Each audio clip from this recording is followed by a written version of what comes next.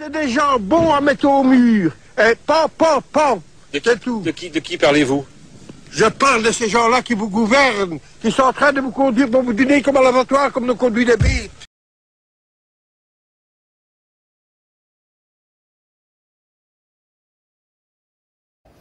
Alors, dire qu'une guerre civile est possible, oui. Je crois qu'il faut être aujourd'hui totalement aveugle pour en occulter comme ça, en disant ça ne sera jamais possible en France. C'est évident que ce qui se passe régulièrement dans certains quartiers, quand vous voyez par exemple au Tremblay un autobus qui est attaqué à l'arme lourde, quand vous voyez que les forces de police derrière se font également attaquer à l'arme lourde, on est de plus en plus dans certains quartiers où la police ne peut plus rentrer, où les pompiers se font caillasser, où les facteurs se font agresser, où les toubibs se font agresser. On est de plus en plus dans une logique de guerre civile à base ethnique où le blanc devient l'adversaire. Ne nous racontons pas d'histoire.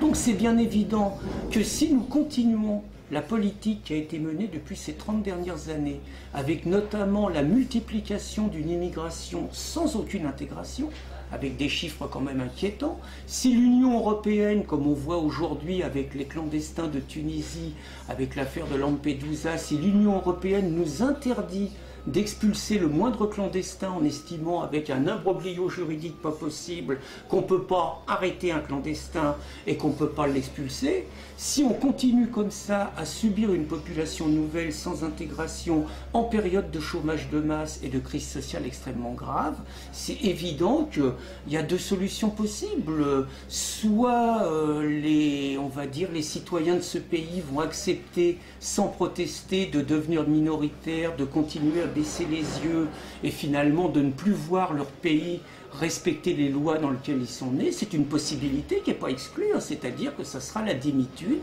Soit il va y avoir une révolte, soit il va y avoir des affrontements, et dans ces cas-là, c'est le pire des scénarios qui peut arriver, c'est effectivement une guerre civile. C'est de la responsabilité des politiques aujourd'hui, si on veut limiter, voire annuler ça, de prendre immédiatement des décisions fortes.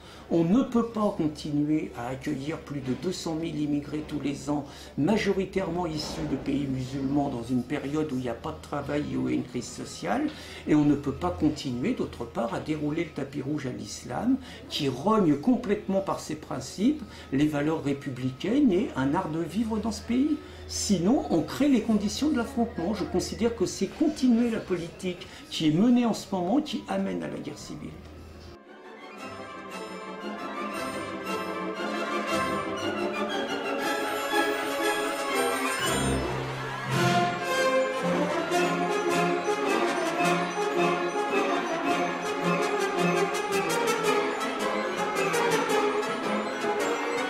Face à la Ligue de défense anglaise, une autre organisation intégriste, islamiste, Islam for UK. Son chef, Anjem Choudary, passe son temps à appeler à l'instauration de la charia non seulement en Angleterre, dans le reste du Royaume-Uni, mais aussi et surtout partout dans le monde. Il clame haut et fort son rejet de valeurs telles que les droits de l'homme ou la démocratie. Et depuis plusieurs mois, la tension monte entre les deux groupes. James André et Kate Williams sont allés enquêter sur ces extrémistes qui se déchirent à la marge de la société britannique. Bienvenue dans Reporter. Quelque part dans les faubourgs de Luton, nous allons rencontrer Tommy, le leader de l'EDL, la Ligue de défense anglaise. Un mouvement qui lutte contre l'islam radical en Grande-Bretagne et qui inquiète de plus en plus les autorités. Il n'y a pas d'adresse précise, mais un point de rendez-vous. Puis on nous amène ici, dans un entrepôt abandonné. C'est le QG de l'organisation. Les membres font mine de préparer la manifestation du lendemain. Ils portent tous ce qu'ils appellent une burqa, un masque inquiétant pour éviter les représailles. Le mouvement existe depuis le mois d'avril et a déjà organisé plusieurs manifestations, dont la plupart ont dégénéré en émeutes et fait la une des médias.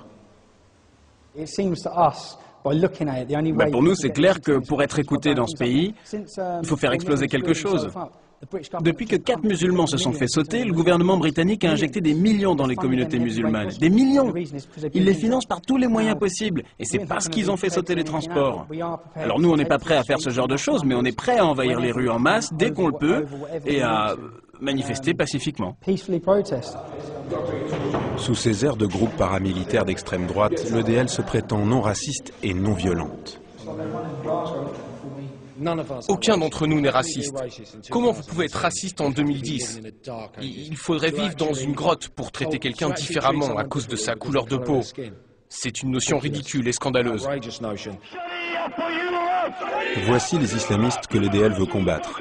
La loi britannique leur offre une liberté d'expression totale et ils en profitent.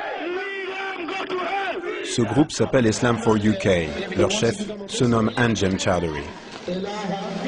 Sur ces images qui ont choqué l'Angleterre, on peut le voir convertir Sean, un jeune garçon de 11 ans, pris au hasard en pleine rue à Birmingham.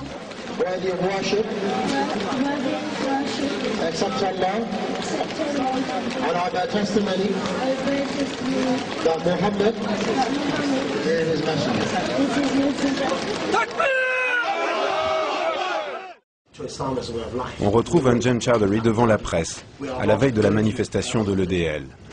En riposte, il annonce une marche pour la charia au cœur de Londres. Au mur, il y a des images du palais de Buckingham transformé en mosquée.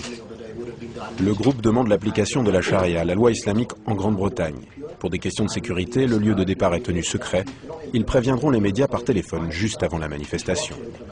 Il y a des gens qui disent ouvertement qu'ils vont nous attaquer et d'autres qu'ils veulent nous tuer avec des bombes. Anjem Choudary et ses disciples appartiennent à la secte Al-Muhajirun. Ils prêchent un islam radical et appellent à l'application intégrale de la charia à travers l'Europe. Le discours est hyper provocateur. Ils n'hésitent pas à appeler à l'abolition de la monarchie britannique devant la presse. La reine n'aura aucune autorité sous la charia. Le jour J, Anjem Choudary ne nous appellera pas. Vérification faite auprès de Scotland Yard, la marche n'a jamais eu lieu. De son côté, la Ligue de défense anglaise maintient sa manifestation à Leeds, dans le nord de l'Angleterre. Le quart de la section de Luton part tôt le matin.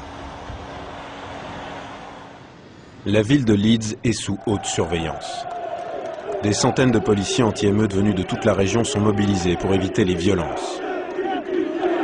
Les sections de l'EDL arrivent une à une à la gare. Selon l'organisation, il y en aurait une centaine réparties sur tout le territoire. Les manifestations sont toujours organisées des jours de match de football pour assurer une participation maximale.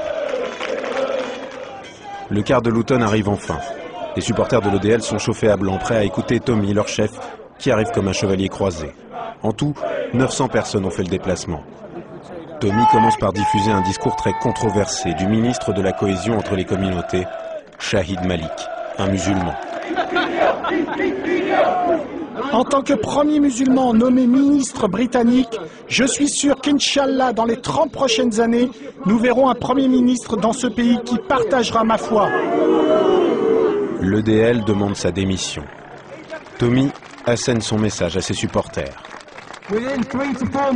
D'ici 3 ou 4 mois, nous aurons 20 à 30 000 personnes qui manifesteront dans notre capitale pour dire à ce pays qu'on en a assez des islamistes extrémistes qui financent le terrorisme depuis la Grande-Bretagne.